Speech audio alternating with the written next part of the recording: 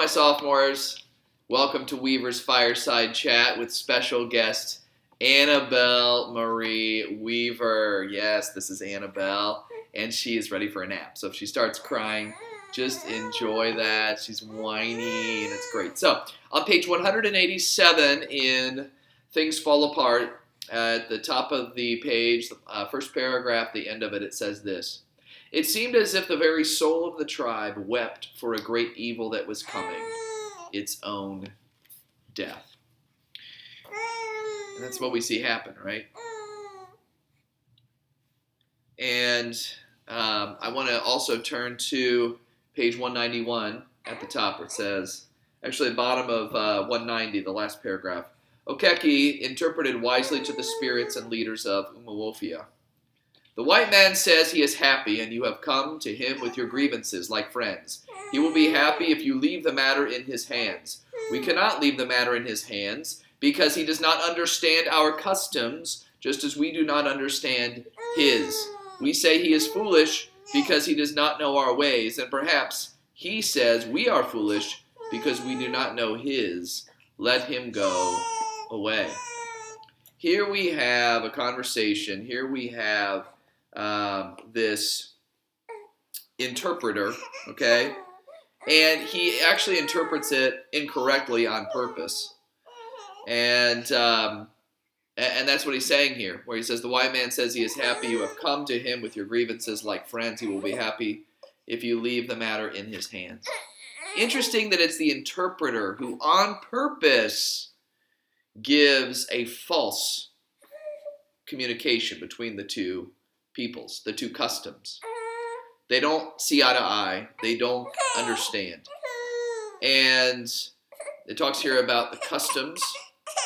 And if you're doing anything about ethics, multiple perspectives, or change over time, oh my goodness. Those two quotes right there speak volumes about the overall message of Things Fall Apart. So I was just going to point those out to you. I'm sure that you've seen lots of things as you've been annotating. So your job, now that you're finishing the book, I mean, you're literally finishing. You're done. You've read the book. All you have to do by Friday is write a paper. And that paper is a literary analysis. You've been analyzing this book the whole time. You've been looking at it critically from the lens of two particular icons. Are you having trouble focusing? All right, time to go. Wee, wee. I'll just throw her like I throw everybody else. Wee! Oh, I didn't really throw her. Okay, so you're going to write a literary analysis. A literary analysis is where you analyze the text specifically from a perspective, okay? Where you're creating a theory based on your analysis. And that theory is your thesis. So you've been looking at the text from, let's say, the icon of multiple perspectives, right? So you've been viewing it and analyzing it in that vein. Or maybe you added to that ethics. So you've been analyzing it from that vein. Or maybe the language of the discipline. Or maybe any of the other ones that I gave you. The trends, the patterns, across the disciplines and their change over time. So many. So your job now is to write an amazing literary analysis where you take those icons and you create a theory about what Chinua Achebe is doing. What is he doing? What is your theory about all this? Now, you may focus on one of those icons or the other. They don't have to be some kind of perfect marriage or blend. Maybe you're focusing on the ethics that he's trying to criticize in colonial Africa. Maybe you are going to focus on the change that that takes place and how he creates that change with patterns or trends or something. And that's what you're going to analyze. But you're looking at it closely. That's why you've been reading closely and underlining whatever you notice. So guess what? To write a literary analysis, guess what you have to do? You have to go back and look at what you analyzed. What notes did you make? Where did you focus? What stood out to you on the page as you were reading? Okay? So if you weren't reading critically, it's going to be really hard to do this. Okay, if you're just looking at online summaries, this is impossible, and you're just going to have to throw something together, which is sad. Go back and read the book. Okay? That's why I have you read the book. Look at how you analyzed it and think, what theory can I make about what Chinua Achebe is doing with multiple perspectives? What's my theory on that? What's my theory on the patterns going on and what that has to do with the change over the time?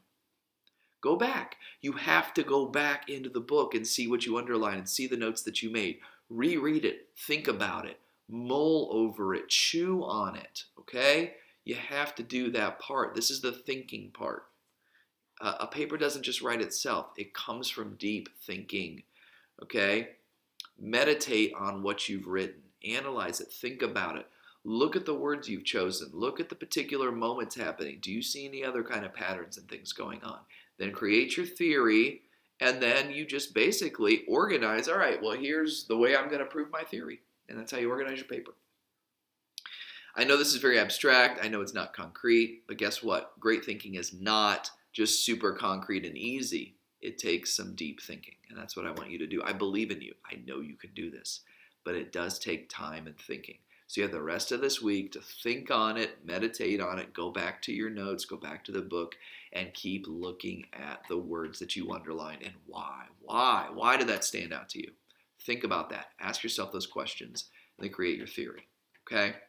So I may have something more to do just to see the progress of your thinking, or if you just write this, okay, like if you kind of know your theory, you've been writing your theories on the frames activity that was due today on Tuesday, okay? So that was due. So if you're like, okay, I'm good to go. I think I could write a paper from this. I think I can organize my thoughts, and they're organized into this frames activity, and here are my topic sentences, and I'm going to go back in the book and get the quotes I need, and I'm going to go.